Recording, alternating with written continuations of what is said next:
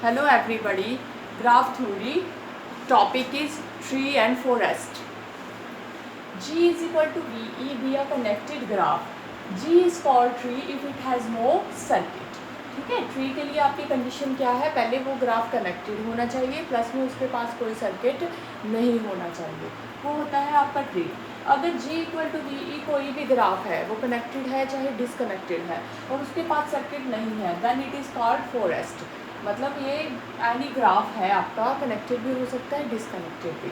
Next आपका एक result है, every forest consist of k trees, that G is equal to VE be a forest, ये forest है, therefore it has no circuit. And now first case, if G is connected, G connected है और ये plus में इसके पास कोई circuit नहीं है, then itself it is a tree, then it is consist of one tree. If G is disconnected, you know every disconnected graph has K connected components. Now say T1, T2, Tk. Now each Ti has no circuit. Each Ti has no circuit because if Ti has circuit and Ti is connected component of graph G, that means Ti is subgraph of G. If Ti has circuit, then this circuit will go in graph G, and which is a contradiction because G has no circuit, therefore each Ti has no circuit. Now these Ti are connected subgraphs which has no circuits, therefore these are trees, hence forest consists of K trees. Next important theorem, a connected graph G is equal to VE is tree if and only if. Next important theorem, a connected graph G equal to VE is tree if and only if for every xy belongs to G there exists one and only, there exists unique path between x and y. Proof, let us suppose, first suppose connected graph G equal to VE is tree. Since it is tree, therefore G has no circuit. G has no circuit. Required to prove let xy belongs to G. Required to prove there exists only one path, there exists unique path between x and y. Okay, let us assume there are two paths between x and y, say P1, P1, x2, xn plus 1 is equal to y. There are two paths between x and y. Then we will come to a contradiction. Okay, there are two paths between x and y, and P is equal to P1 union P2.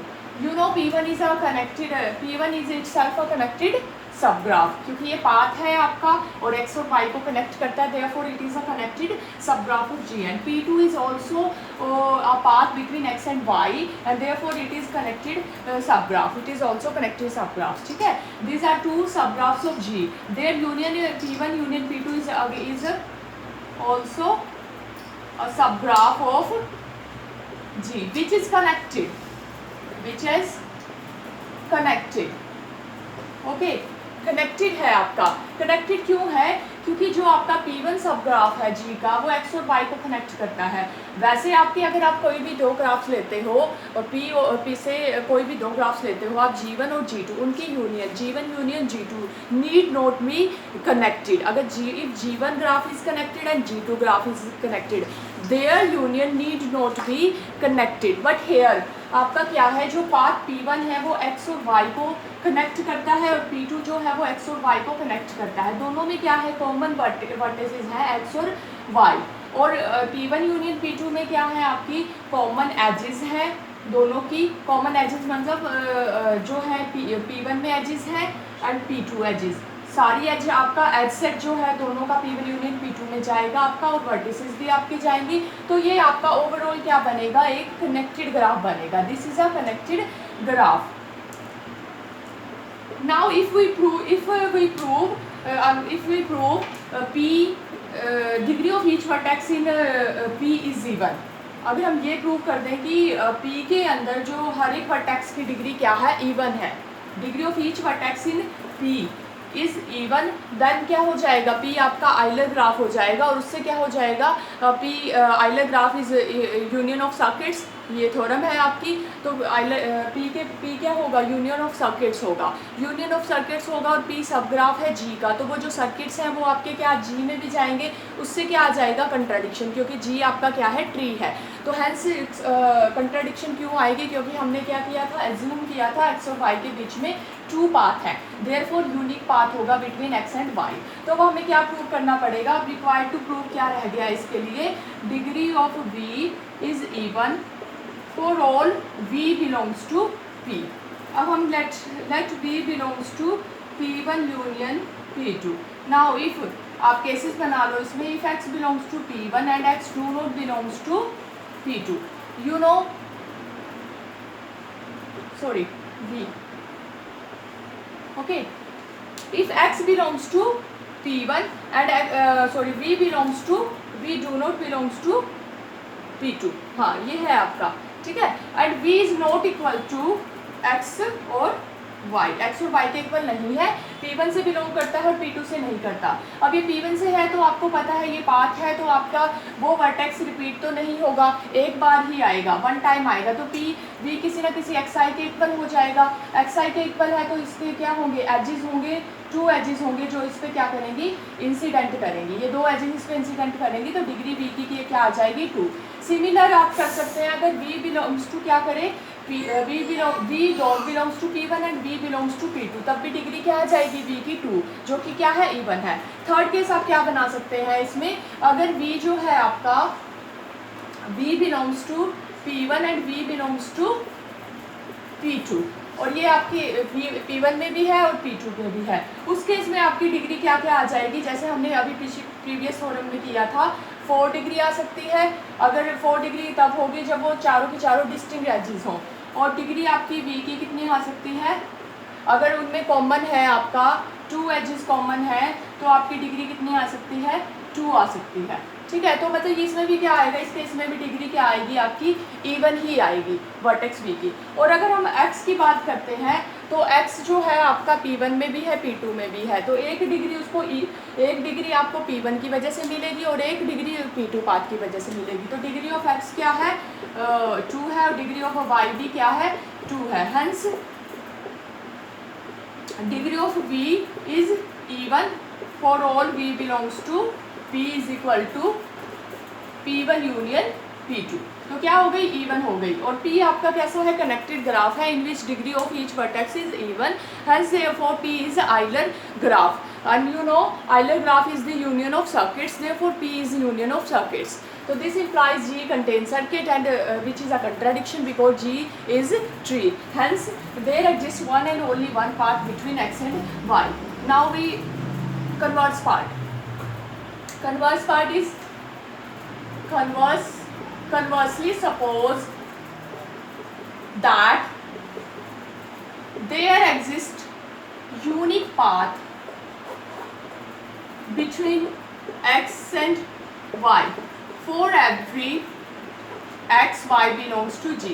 Since for every x y belongs to G there exists unique path between x and y, therefore क्या है, G आपका connected graph है, graph। अब हमें we want to prove, required to prove G is tree.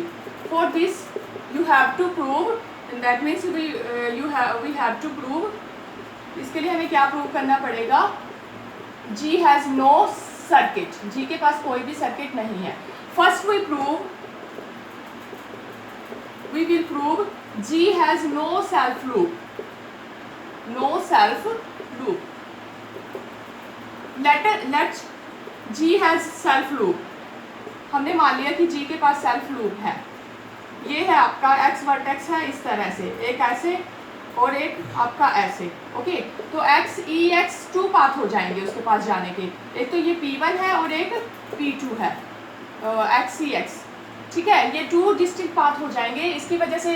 और ये क्या है, कंट्राडिक्शन है, बिकॉज आपका क्या है, यूनिक पाथ होगा। इस वजह से हमारे पास जी के पास कोई भी सेल्फ लूप, कंट्राडिक्शन की वजह से जी के पास कोई भी सेल्फ लूप नहीं होगा। अब हम मान लेते हैं let X Y belongs to G. हम मान लेते हैं कि आपका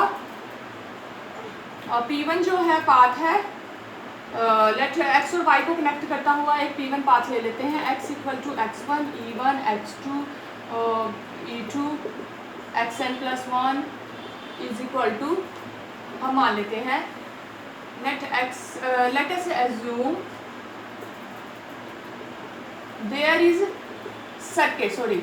इज सर्किट इन G से, ये सर्किट मान लेते हैं हम C, x1 E1 x2 E2 xn plus 1 equal to x1। Circuit की वजह से हमें 2 पाथ मिल जाएंगे, x1 E1 x2, और एक पाथ आपको मिलेगा x2 E2 और xn plus 1 is equal to x1।